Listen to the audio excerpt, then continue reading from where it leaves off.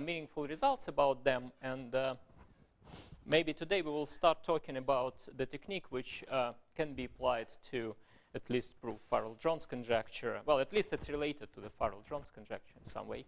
But I'll start with a general list of results. I'm not going to list all the possible results you can prove about groups acting acylindrically on hyperbolic spaces. It's too long, but I'll just list some of them. So here are some of these results.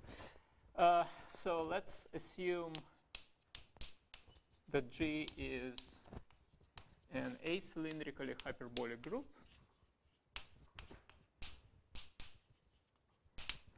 You remember this means that the group admits an acylindrical and non-elementary action on a hyperbolic space, and non-elementary in this context means that orbits are unbounded and the group is not virtually cyclic.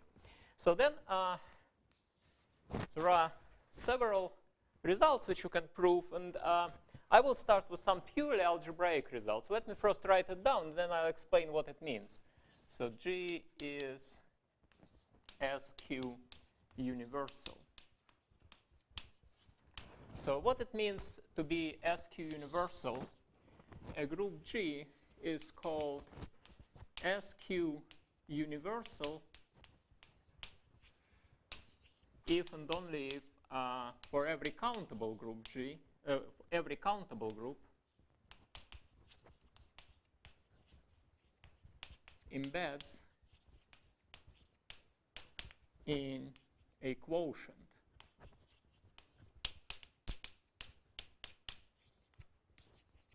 So this is some indication of an algebraic largeness of your group. So there are several immediate consequences. For example, if you know that your group is SQ universal, then you can immediately show that it has non-cyclic free subgroups. Well, F2 is countable. It embeds in some quotient of G. You can always lift free subgroups up. If G is countable,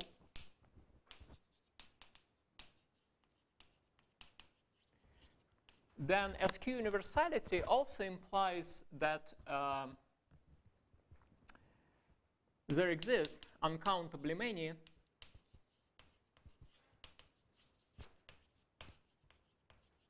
normal subgroups in G. Well, this is a consequence of the fact that there are uncountably many non-isomorphic finitely generated groups. In every single quotient of G, since G is countable, there are only countably many finitely generated subgroups. So in every single quotient, there is a room only for countably many of such subgroups. There are uncountably many of them. There must be uncountably many quotients. Actually, continuously many, but I don't care. So for example, of course, everything applies to acylindrically hyperbolic groups. So here I will write some non-examples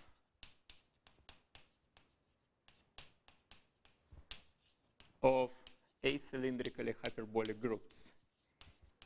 In other words, this first property allows us to to produce examples of groups which are not acylindrically hyperbolic. So first, groups satisfying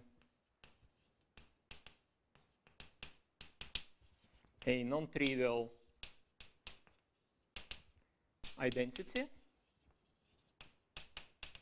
like solvable groups of a given solvability class, or say torsion groups of bounded exponent, and so on. So they all cannot contain free subgroups, or more generally, groups without free subgroups. Okay, so you can put here amenable groups, of course.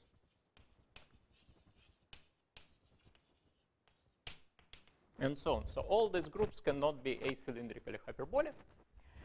Also, SL and Z for n at least 3, which is just my abbreviation for high rank lattice, cannot be acylindrically hyperbolic for various reasons, and the simplest one is Margulis' normal subgroup theorem, right? So every normal subgroup here is either central finite or of finite index, and there are countably many of them, right? But G is a skew universal. It has uncountably many normal subgroups, so it cannot be a high-rank lattice. So this already imposes some strong restrictions on the structure of the group. Now, another property I want to mention, so not only the group G cannot be amenable, it cannot have infinite amenable radical. So amenable radical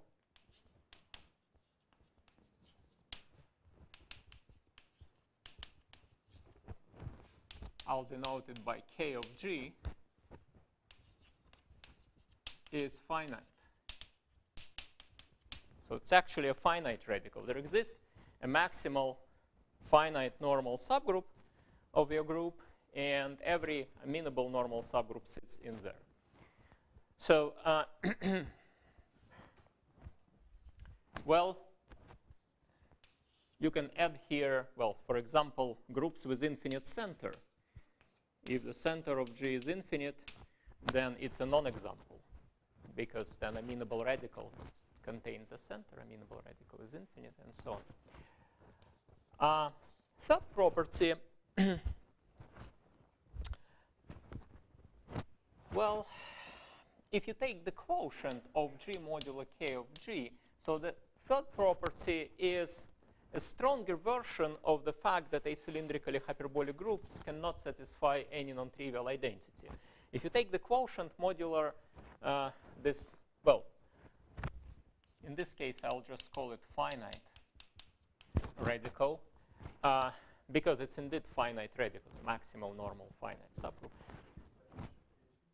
What? Amenable radical is the maximal normal amenable subgroup. It always exists in every group, unlike finite radical. It may happen that there exists no infinite maximal finite normal subgroup, because there may be a chain which, but the union, it's locally finite, not finite. But in this case, it exists, so it's actually finite. So G mod this finite radical does not satisfy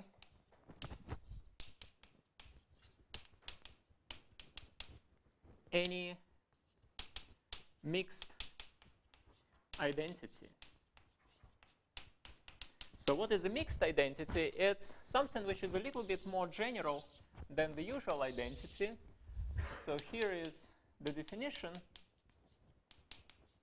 So a mixed identity of a group G is any vert, let me write it as W of X, which is a vert in the, well, which is actually an element of the free product of G and the cyclic, infinite cyclic subgroup generated by X. So you think of X as a variable, and G satisfies this mixed identity means that if you substitute any element of G instead of X in this element, which you think as a vert, corresponding as an element of this free product, then W of G equals 1 for every G in G. So non-trivial identity, okay, non-trivial. Mixed identity. Non-trivial means that this W is not the trivial element of the free product, just to exclude the trivial case. So examples, for instance, if you have a non-trivial center and take a central element in your group, then G satisfies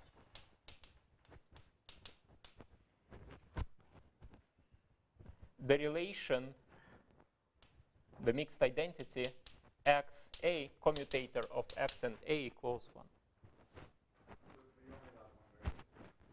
It doesn't matter.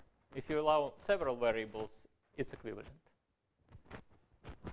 The idea is about the same as, well, free group on 2 generators contains free group on infinitely many generators. So it's the same, whether you allow one variable or several variables, whether you satisfy a mixed identity or not, does depend on the number of variables. So, well, examples of non-trivial groups, I mean non-trivial examples of groups which satisfy mixed identities are the Thompson's group F. It satisfies a mixed identity, but it's known not to satisfy any non-trivial true identity. Also, symmetric group on natural numbers, infinite symmetric group. It doesn't satisfy any identity, of course, it has 3 subgroups inside, but it does satisfy a non-trivial mixed identity, which is an easy, well, it's not an easy exercise. I mean, it's easy if you know, if you think a little bit, it may not be like immediate, but it's not difficult. So consequences of this is first that, well, first I'll mention this again, that, for example, center of G is finite because, of course, when you look at this identity, it's non-trivial if and only if A is not the trivial element, right? So for G to satisfy a non-trivial identity like this, you need the center to be non-trivial. So this quotient group doesn't satisfy any non-trivial mixed identity, means it has trivial center. In particular, the center of G must belong to this finite radical, so it must be finite. Or moreover, G is ICC, which means infinite conjugacy classes. So every conjugacy class of G is infinite. It's very easy to see that if you have a finite conjugacy class, except the trivial one, then you get a non-trivial mixed identity using an element from that finite conjugacy class. So other consequences of that is that if G decomposes as A cross B as a product of 2 groups, then either A is finite or B is finite. And the reason is that if neither of AB is finite, then the quotient decomposes, well, almost decomposes as a direct product. And, well, the reason is that direct product like that always satisfies a non-trivial mixed identity. That's very easy to see. So if you take an element from here, an element from here, then every element from G satisfies the identity X commutator with A and X commutator with B commute. So that's non-trivial identity, which is always true in such a okay, there are some other consequences of that, but I'll stop here. For example, I've just mentioned if you know what is the girth of a group, then not satisfying any non-trivial mixed identity implies that the group has infinite girth, for example. There are some other consequences. So now I feel like I should mention some analysis, otherwise people will complain that I don't like it. So infinite conjugacy classes, all non-trivial conjugacy classes are infinite. The reason we care is that, for example, people who do von Neumann algebras, they care because if a group is ICC, that exactly means that the von Neumann algebra is a 2-1 factor. So, already counts. Okay. So I'll mention even more than that. Well, number 4 is still not quite analysis, but it's still it's already also related to von Neumann algebras.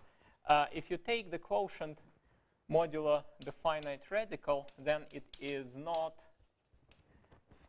Well, of course, it's necessarily to take this quotient here. Otherwise, if you have non-trivial finite radical, you are not ICC and you satisfy non-trivial mixed identity.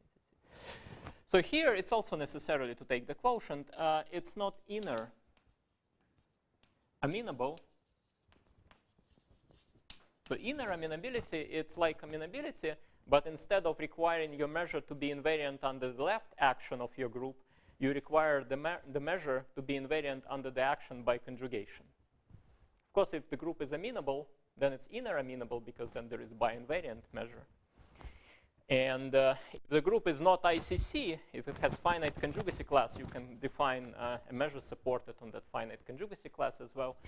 So inner amenability is a stronger condition, and it's also related to von Neumann algebras because not being inner amenable implies that the von Neumann algebra doesn't have the so-called property gamma of Murray and von Neumann, but I don't want to get into it. Now, something about sister algebras. So if you take the reduced sister algebra of G mod K of G, then it is simple with unique trace.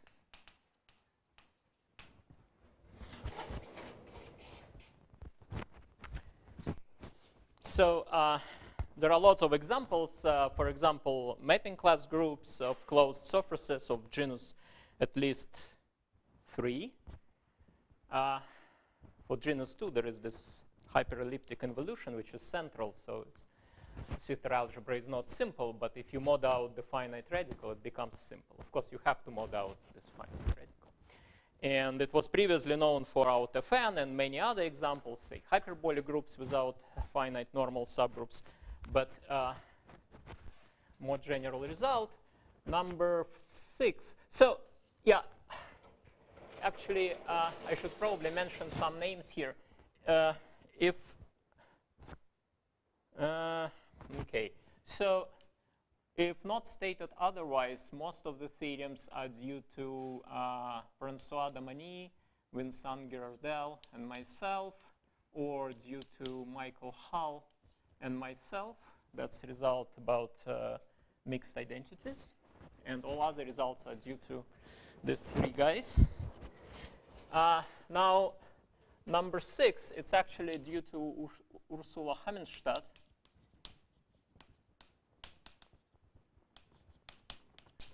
She proved in different language, but actually this is what she proved, that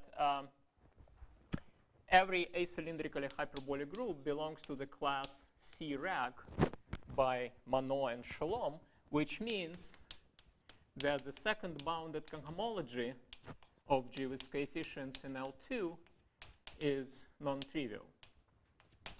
So why do people care? Because if G satisfies this condition, then there are some rigidity results, very strong rigidity results about actions of measure-preserving actions of G and of direct products of G. So there is a whole theory created by Monod and Shalom, which I don't want to mention here again. But anyway, I don't want to go into details here. And maybe last one.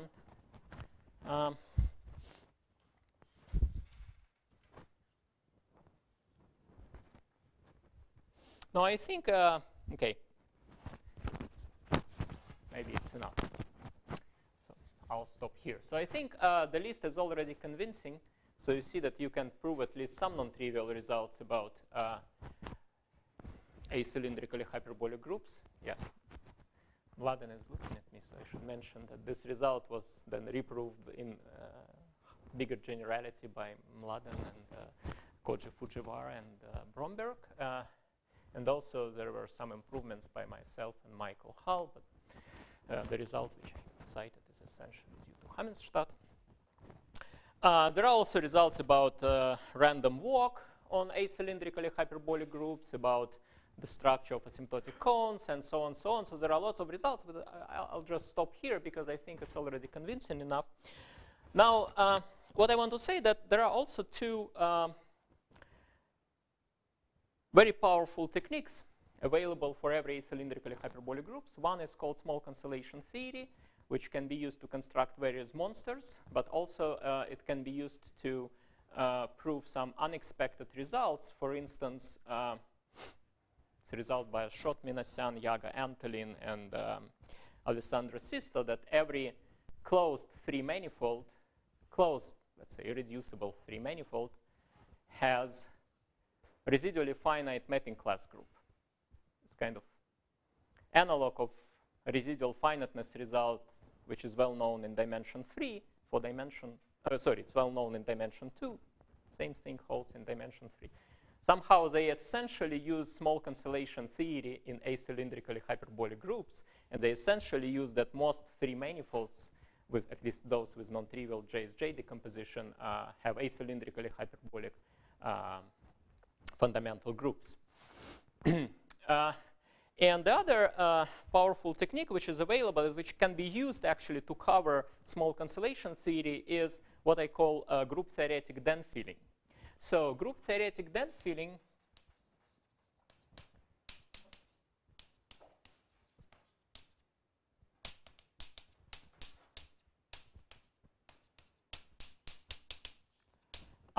it has lots of applications. In particular, I should say that parts 1 of this theorem,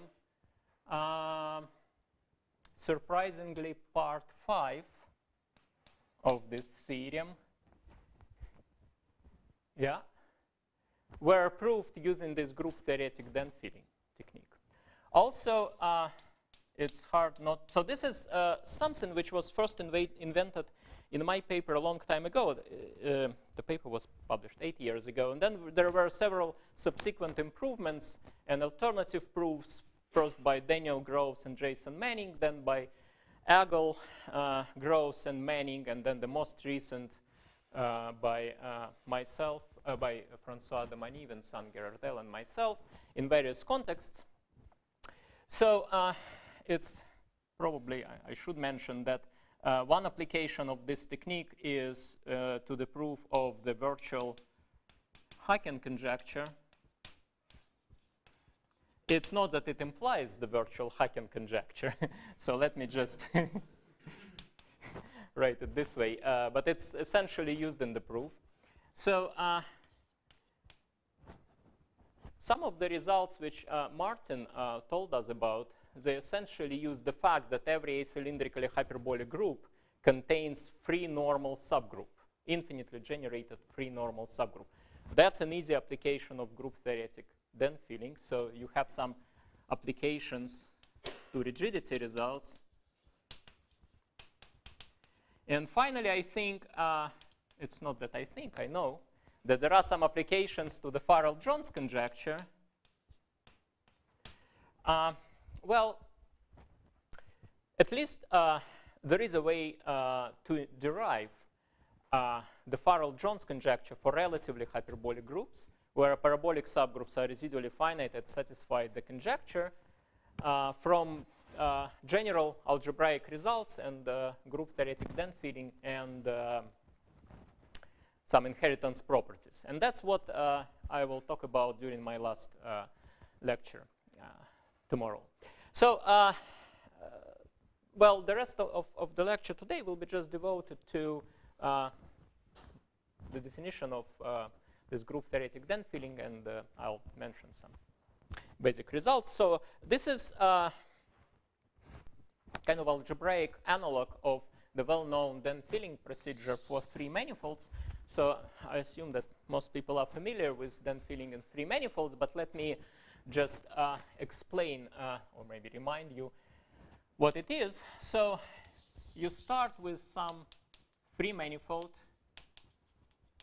M, and so there is this procedure which is called den surgery, which consists of 2 steps. First step is called the drilling, and not surprisingly, the second step is called filling. So drilling means that you take a knot. I don't know how to draw a knot, so this is a knot, but it's a trivial one. Okay. K.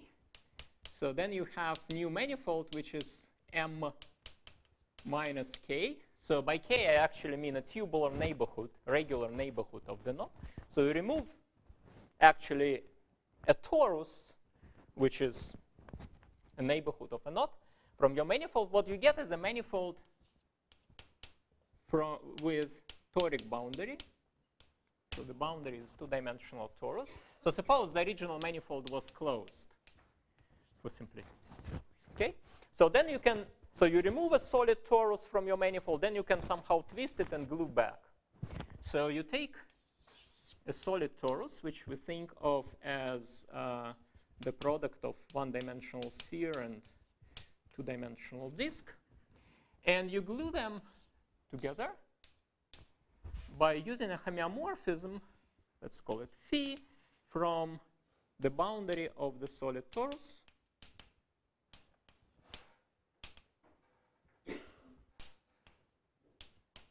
to the boundary of my manifold. So what you get is a new manifold, which is the union of n and the solid torus by this homeomorphism phi. And it's well known that the topological type of this resulting manifold only depends on sigma, where sigma is the image of the boundary of this two-dimensional disk, and not even on the image. You can think about free homotopy class, which you can think of as an element of the fundamental group of the boundary of n. So if you take two maps which have the same sigma, then the manifolds are homeomorphic. The resulting manifolds are homeomorphic. So this sigma is called slope, but doesn't really matter. So what's good about this procedure is that this is kind of basic elementary transformation which allows you to get any closed three-dimensional manifold from the three-dimensional sphere. It's a theorem proved by Licorice that in early 60s, that if you start with three-dimensional sphere, you can get any manifold by doing finitely many transformations like that. And then there is a theorem by Thurston which was historically the first evidence supporting the geometrization conjecture. So the theorem says that if n, so the theorem is about the second step.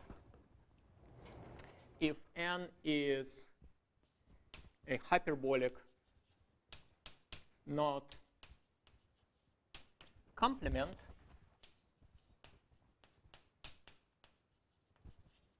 which means that interior of n admits a finite volume complete hyperbolic metric. So for example, this is the case for the figure 8 knot, the complement of the figure 8 knot in three-dimensional sphere. Then for all but finitely many sigma in the fundamental group of the boundary,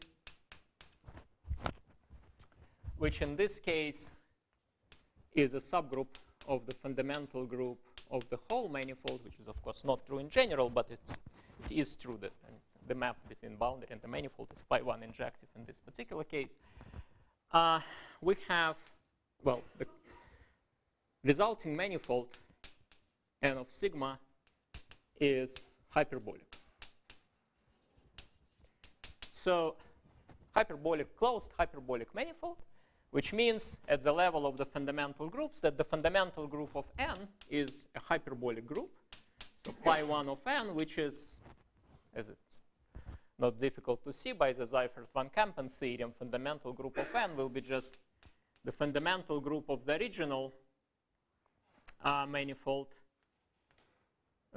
Fundamental group of n of sigma is the quotient group of the fundamental group of the original manifold modulo the normal closure of this element sigma. So the Thurston result implies that it is non-elementary hyperbolic. And by geometrization, we know that this is if and only if. So this manifold is closed hyperbolic manifold. That one is for a closed manifold, it's hyperbolic if and only if this is non-elementary hyperbolic. Yeah, you don't need it to be closed. So there is an algebraic version of all these notions. So here is a vocabulary. So when you want to translate everything to the algebraic language, well, the conclusion is already algebraic enough because being a hyperbolic group is something which is already algebraic. But now you need an algebraic analog of a hyperbolic knot complement and algebraic analog of the notion of a knot. So when you want to translate everything to algebraic language, you replace manifolds with groups. You replace knots with subgroups. So in this situation, the subgroup will be just the fundamental group of the boundary. And you replace the notion of a hyperbolic knot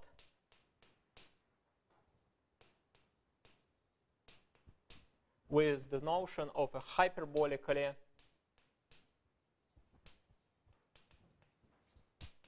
embedded subgroup. So in your dictionary, should it be knots or subgroups or boundaries? Because you don't do the drilling. No, there is nothing about drilling step. Well, there are some analogs. I'll mention them, but it's group theoretic then filling, not searching, right? Well, there is something about drilling which is similar, but the similarity is not as obvious as in the filling step. So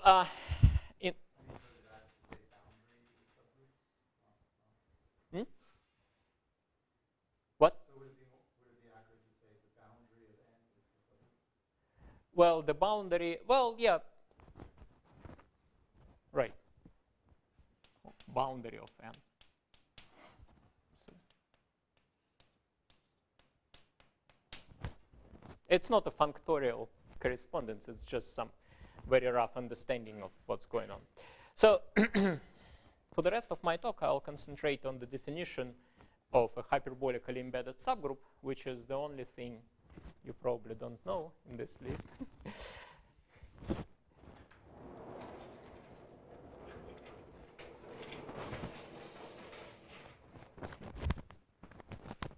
So now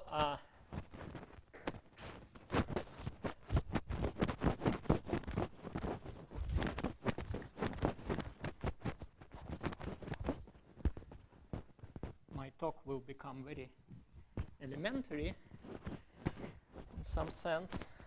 So my settings are the following. So I have a group G, I have a subgroup H of G, and I want to define what it means for this subgroup to be hyperbolically embedded. So I also fix a subset of G, which is a relative generating set of G with respect to H. What this means, that means that the subgroup G is generated by X union H. So in this situation, I can consider the calligraph, which I denote by gamma, of G with respect to X union H. So the whole H sits inside the generating set, so it's not a locally finite graph in general. So this is the calligraph of G with respect to the generating set X union H. And I also consider the subgraph gamma H comma H, which is the calligraph of H with respect to the generating set H. Every element is a generator. So it's just a complete graph on cardinality of H many vertices, just complete graph. Every two vertices are connected by an edge, which I think of as a subgraph here. Okay, just nature. So the first step in the definition of the notion of a hyperbolically embedded subgroup is the definition of the so-called relative metric on H. So I'll need one additional definition for that. So we say that a path P in the relative calligraph gamma X union H is admissible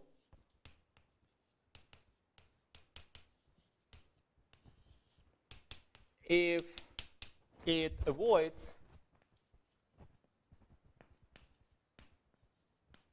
edges of gamma h, comma, h.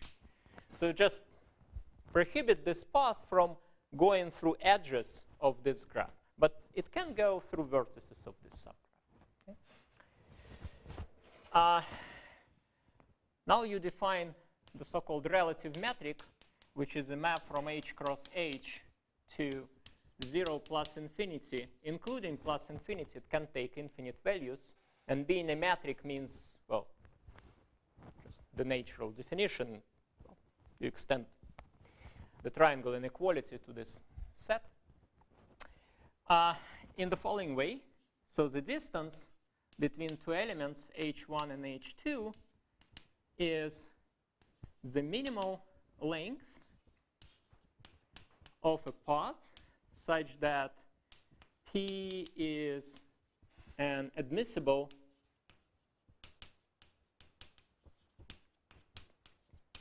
path in gamma G x union H in this calligraph, connecting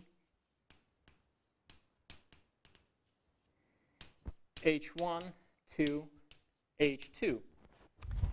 And this is for every H1, H2. So here is the picture. Here is your graph gamma sub H, comma H.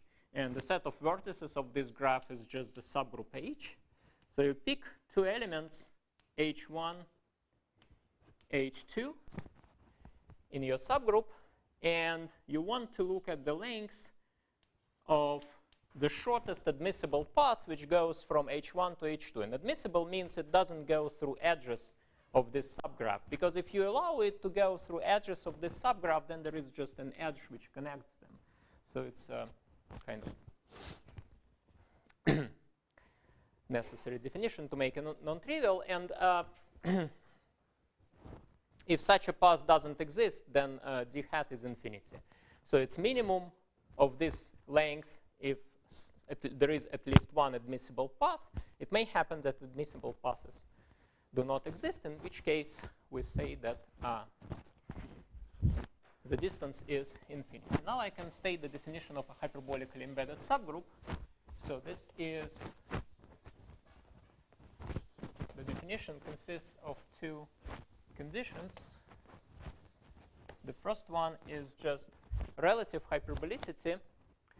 So the first, okay, we say that H is hyperbolically embedded in G with respect to H. So here is the short abbreviation for that. With respect to X, sorry. If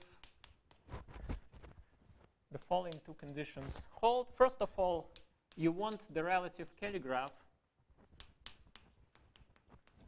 to be hyperbolic as a metric space. And second, you want H equipped with the metric d hat to be proper, which means it's a discrete space. Being proper for a discrete space means the same as being locally finite. Every ball is finite. Every ball of finite radius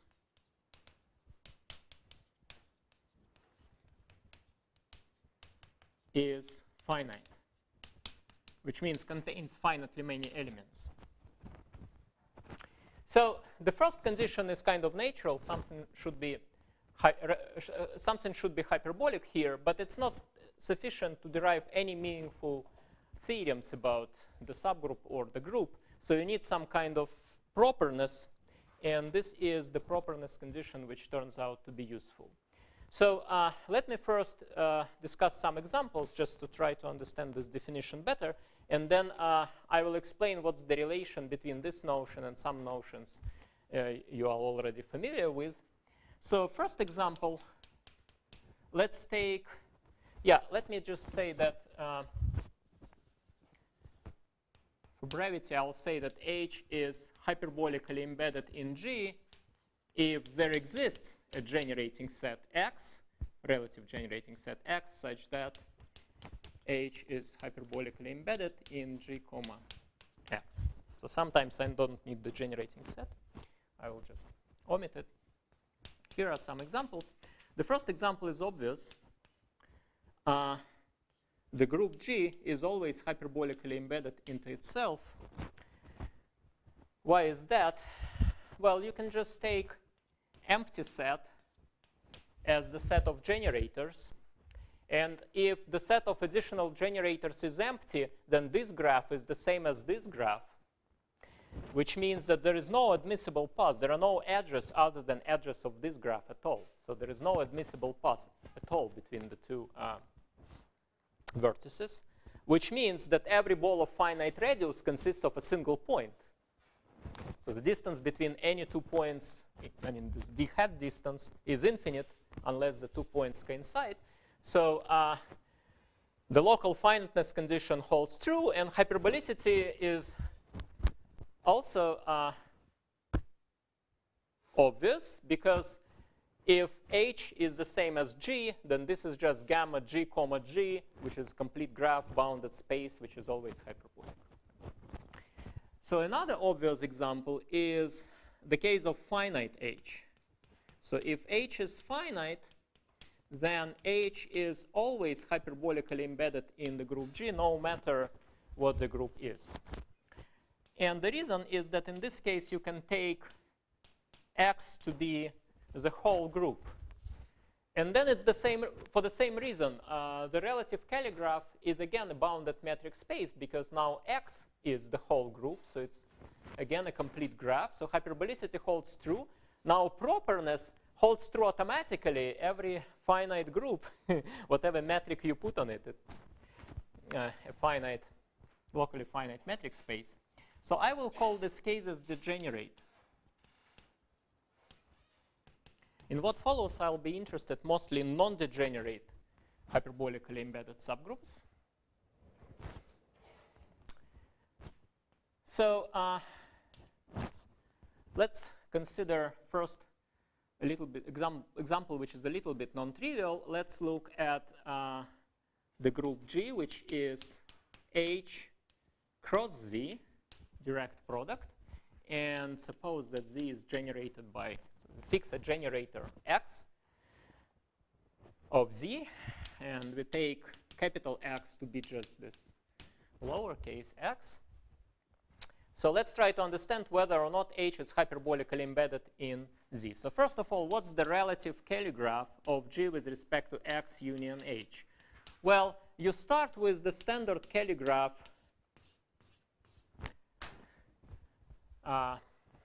So suppose that X goes horizontally, and in this picture, H corresponds to vertical lines. You can think of H as a cyclic subgroup itself. So if H is cyclic, then this is the calligraph of, well, it's the standard calligraph of Z plus Z. Now, when you add all elements of H to the generating set, what happens, these vertical lines become complete graphs or subspaces of diameter 1.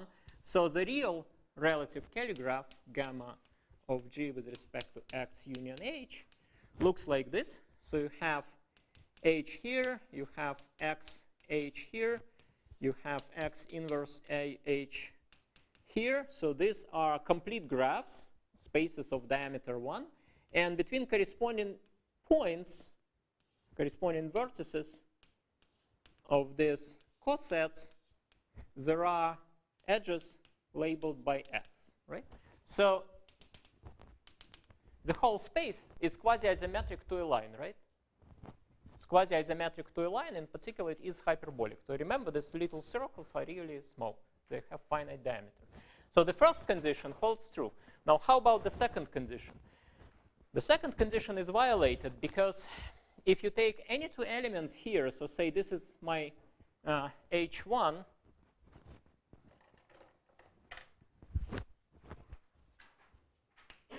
and this is my H2, the distance between them, d hat distance, is at most 3.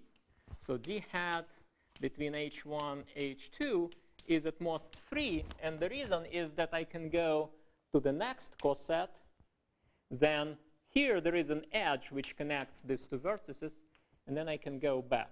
So this is an admissible path which does not contain any edges of gamma h, comma h. So this is what I want to avoid. I want to avoid edges of this subgraph. But I can use edges in some shifts of this subgraph. So in this case, the local finiteness condition is violated in the strongest possible sense.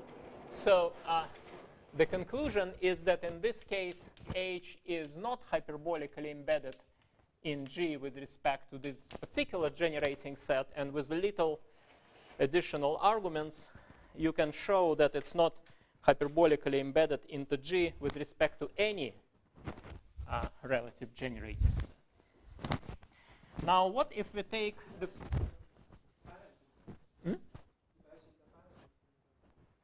Yes, right.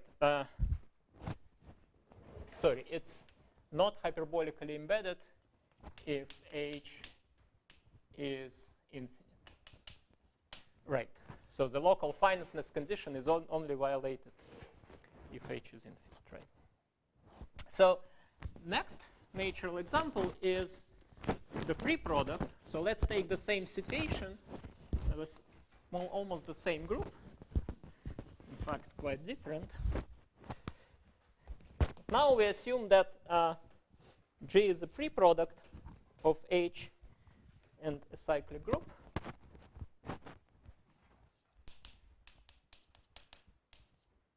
And again, the same thing. We take X to be just one additional generator. So in this situation, the relative calligraph of G, X union of G with respect to X and H, it looks like a tree. It's not really a tree, but so you still have this cosets of H. So this is H. Then from this coset, you have infinitely many edges labeled by X. And each edge leads to another coset. And from those cosets, you also have infinitely many edges and so on. So it's a tree-like structure, but instead of vertices, you have cosets of H. So, right, you have cosets of H. So, in this situation, whenever you pick two elements inside, so this is my H1, this is my H2. Whenever you pick two elements inside my group, my subgroup H, there is no way to get from here to here avoiding going inside the subgraph gamma HH. Because it's a tree-like structure. If you go out, at some point you have to go back and you will come to the same point. So there is no way around it. So in this case, for every H1 not equal to H2, the distance, the d-hat distance between H1 and H2 is simply infinite, which means that every ball of finite radius has just one element. So both conditions are satisfied. It's a tree-like structure. It's quasi-isometric to a tree. Therefore, it's a hyperbolic graph. And the d-hat metric is locally finite. So in this case, we do have that H is hyperbolically embedded in G with respect to X. Okay.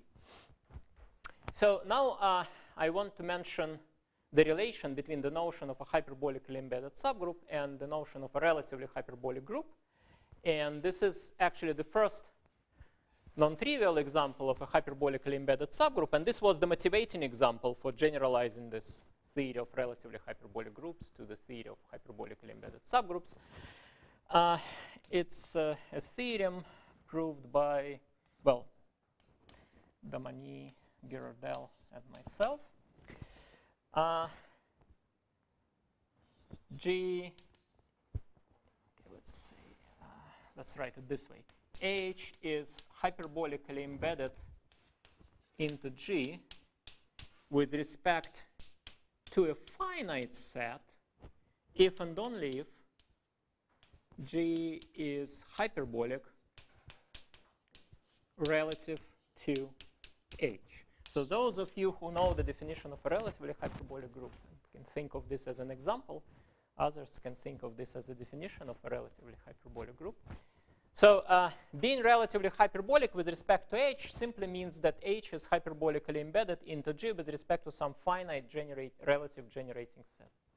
Which means that if you just restrict your attention to the case of finite relative generating sets, you don't get anything new.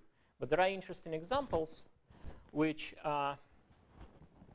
you can construct, which require the subset to be infinite. So here is another theorem by the same authors.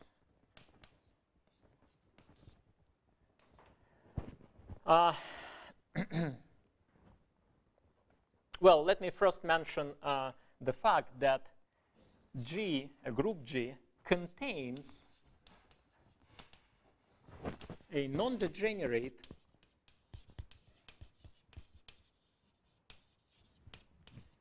hyperbolically embedded subgroup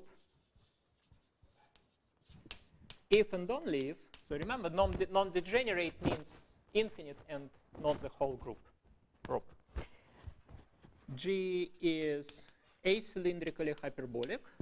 I guess, yeah, one direction was proved in my paper with Francois and Vincent, and one direction in the other direction was proved in my own paper. But anyway, so containing a non-degenerate hyperbolically embedded subgroup is the same as being acylindrically hyperbolic.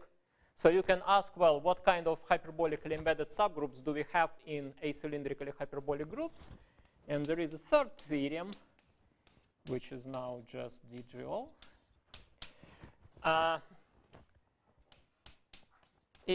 So, okay, suppose that G is acylindrically hyperbolic. Let's think about mapping class group. Mapping class group is never relatively hyperbolic. For example, mapping class group of a closed surface of genus at least 2 is not relatively hyperbolic with respect to any collection of proper peripheral subgroups. The reason is there are too much commutativity there, because then twists commute, and you can use this to easily show that it's not relatively hyperbolic. Nevertheless, it's acylindrically hyperbolic. So what kind of hyperbolically embedded subgroups you have here? Well, there are two kinds of subgroups which are similar. First, so we assume that G acts acylindrically on a hyperbolic space. First, for every loxodromic element, so remember, L of G is the set of loxodromic elements. This is loxodromic elements with respect to the fixed action. In case of mapping class groups, it's the set of pseudo-Anosov elements. So every such an element is contained in a maximal virtually cyclic subgroup, let's call it E of G, which is hyperbolically embedded into G. So for example,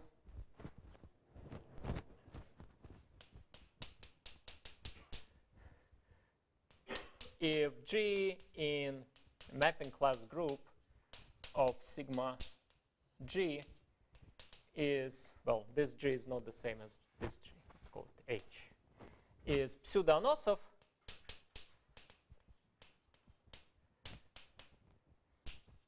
then there exists a virtually cyclic subgroup. Just take the maximal virtually cyclic subgroup of this mapping class group, which contains H, and this subgroup will be hyperbolically embedded in the whole group.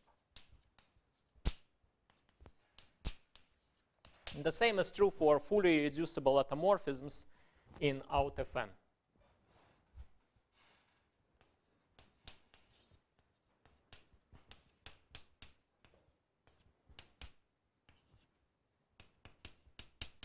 I'll just use abbreviation IWIP, which means reducible with irreducible powers, which is the same as fully reducible.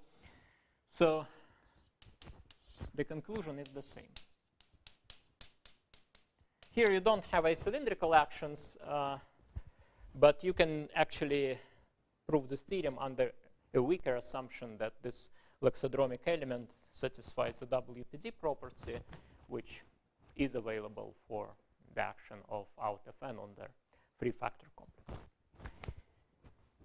And now, second example of a hyperbolically embedded subgroup in an acylindrically hyperbolic group. For every acylindrically hyperbolic group G like this, and for every n natural number, there exists Kn, a hyperbolically embedded subgroup, this is H, hyperbolically embedded subgroup of G, such that K sub n is isomorphic to the free group of rank n cross some finite group. This finite group is actually the finite amenable radical of our original group. Okay, so not only you have virtually cyclic hyperbolically embedded subgroups, but also you have free hyperbolically embedded subgroups in all acylindrically hyperbolic groups. And you want non-free, well, there are examples of relatively hyperbolic groups. I mean, peripheral subgroups of relatively hyperbolic groups are hyperbolically embedded. So finally, so these are some examples. I want to mention some obstacles for a subgroup to be hyperbolically embedded. I'll just mention one.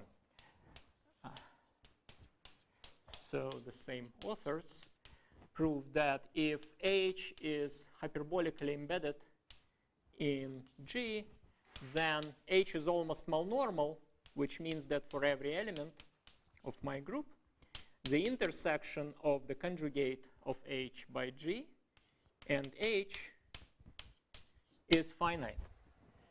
So this is not a difficult thing. It's basically a development of this idea. If you are not malnormal, then you can play. If you are not almost malnormal, you can play some sort of similar game. Oh yeah, right, of course. G minus H. Yeah, thank you. So as a corollary, if H is hyperbolically embedded into G, and say H has finite index in G, then this just means that both H and G are finite. So a non-degenerate subgroup or H is G. A non-degenerate subgroup, hyperbolically embedded subgroup, cannot be of finite index. I just want to mention this because I'm often asked whether finite index subgroups are hyperbolically embedded. No. So if you have a non-degenerate hyperbolically embedded subgroup, it's necessarily of infinite index. Okay, so that's, I think, all what I wanted to talk about today. And next time we will state the main theorem about dense surgery, group theoretic dense surgery in these terms.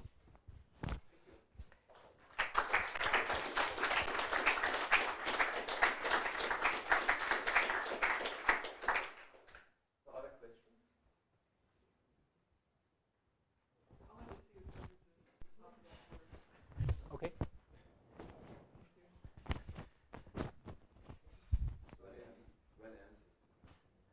Maybe you could say a bit about the relation between hyperbolically embedded and quasi-convex. Okay, if you have a group which acts, let's say, just take a hyperbolic group. Take quasi-convex subgroup. If this quasi-convex subgroup is almost malnormal, then it is hyperbolically embedded. And it's if and only if statement. And actually, in this case, the whole group is hyperbolic relative to that subgroup. You've already written down that it's almost malnormal, and so you're going to say that in addition it's quasi-convex. So in general, if you have a group which acts acylindrically on a hyperbolic space, you take a convex compact subgroup. Then if the subgroup is almost malnormal, then it is hyperbolically embedded.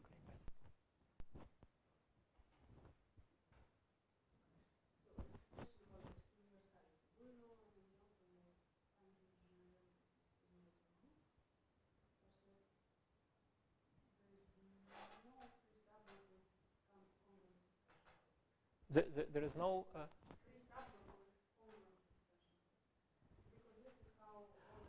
I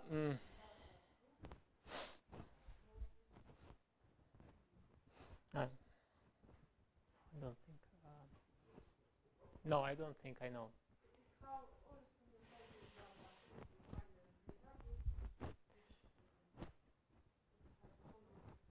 No, it's open, still open.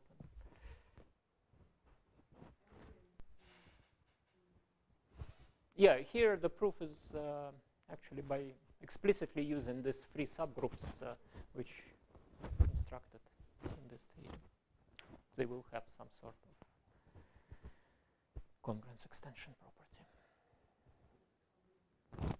Well, a subgroup F of a group G has CP congruence extension property if for every normal subgroup inside F, if you take the normal closure of N if G in G intersect with F, what you get is the subgroup you started with. So this means that every congruence of the terminology comes from semigroup theory. It means that every congruence of this subgroup can be extended to a congruence of the whole group. Every homomorphism extends, and well, this is an easy way of proving SQ universality. If you have a free subgroup F2 in your group G, which has congruence extension property, then SQ universality follows almost immediately. Well, if you have F infinity, it follows immediately. You have F2 then. Immediately, because every group is a quotient of F infinity, and this condition means that F mod N naturally embeds in G mod the normal closure of N, right? By the isomorphism theorem. So that's what allows you to prove that something is SQ universal.